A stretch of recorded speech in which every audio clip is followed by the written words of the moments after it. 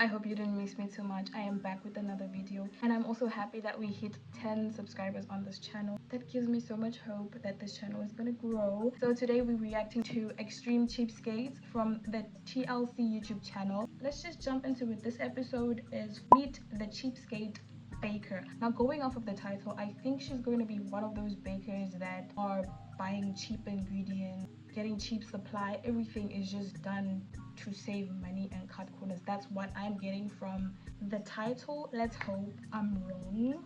Let us hope I'm wrong. So let's get into it. Yeah. Okay, first. This Okay. coffee smells good. Girl, what are you doing with that damn coffee? I began to look up how I can condition my hair without the regular old hair conditioners. I found a neat way, which is coffee grinds. It made my hair nice and soft. See y'all after my That's nothing strange. I don't know about coffee, but that's nothing strange. Like, many people do like home remedies, but she's still gonna wash her hair. She's doing a whole lot instead of just taking maybe dishwasher or other soaps that she has at home to wash her hair. They say, oh, take an egg, a raw egg, and just apply it on the hair and then leave it on for like a good hour and then wash it out. It works the same. She would rather use leftover coffee powder.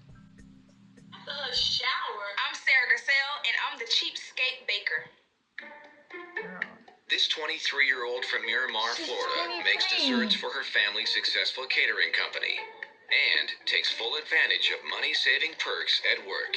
Oftentimes, there's leftover food, leftover water, napkins, you know, goodies. In addition to never paying for food, I would also do the same thing. If I worked at a bakery, worked at McDonald's, like I owned the place, every night or at the close of each business day, I would take whatever is left over. Because most businesses, they throw the food away. I'd rather take it and just spend the whole week eating it.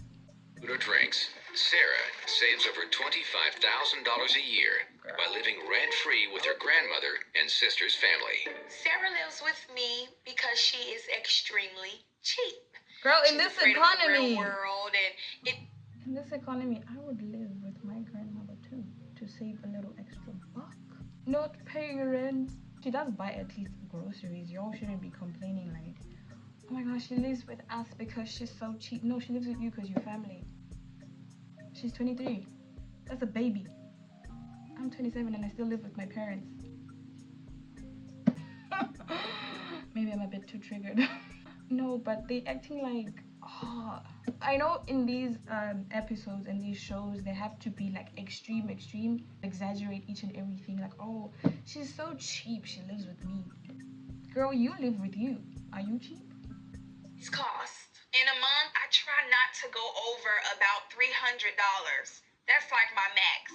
This is my fabulous wardrobe. It's high-end fashion name brands, but it's low in cost. Many times the prices roll I down bet it's from the because thrift store. many items, they get damaged on the floor and it goes on down to $5. Then that's fine with me. I'll go ahead and take it and make it work. You see this right here? It's coming on off, but I went ahead and got me a nice safety pin. Fixes it right on up. See this Girl, nice you little mini efficient. skirt that I got? Got it for $3. She's efficient. She goes to the thrift store. I thrift as well. So, but thrift stores these days are getting out of hand. They are who? Imagine the thrift being more expensive than H&M, Forever 21, Brandy Mayville. Like, girl, who do you think you are? People donated those clothes to Goodwill, and then now you're being expensive. For why?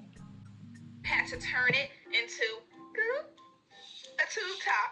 I never really have to buy a full bottle of perfume. I have so many samples that I can just keep living off of those. This year for Christmas, she gave me a sample of the Justin Bieber perfume. People spend about $100 a year on shampoo. Me, I spend nothing. Zero, zilch. If grandma has some shampoo, she'll get it and mix it into her poo mix. All you do is add a little water. You could go ahead and stretch it out. Stretch poo. Armed with her shampoo mix and leftover water bottles, Girl. If she saves a lot of money on shampoo, please don't tell me she saves money on soap. If grandma can get it, then it's fine. You're not the one spending. Ask grandma to buy you at least 2 bottles every 2 months. Then you can do the whole waterproof thing, but at least buy a full bottle of shampoo. Mix and leftover water bottles collected from catering events.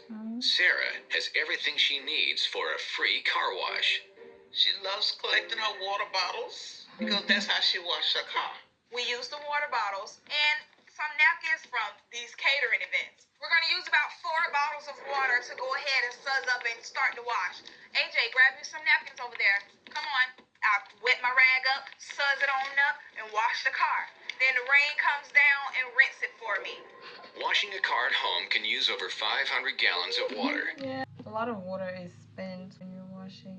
A lot of water is spent. A lot of water is used when washing a car. Remember, I did this before, like once. I took a bucket and I put like soap and then I washed the car and then it started raining and I was happy because I didn't have to rinse the car. The rain did that for me, so I don't know, 10 out of 10. Florida's frequent thunderstorms. Thunder's coming, y'all. Sarah never has to turn on a faucet. The big rinse is here. We made it. Come on, AJ. I've had some pretty rough arguments with Sarah for not wanting to spend her money. I don't want her to be so cheap that she won't enjoy her money. Yeah, because she Once has a a lot month, of the money. lady 2023 and she saves like a whole lot. I don't know if she's saving up for retirement or whatever, but she is just 23. She should enjoy her life. They reward themselves with a day of pampering.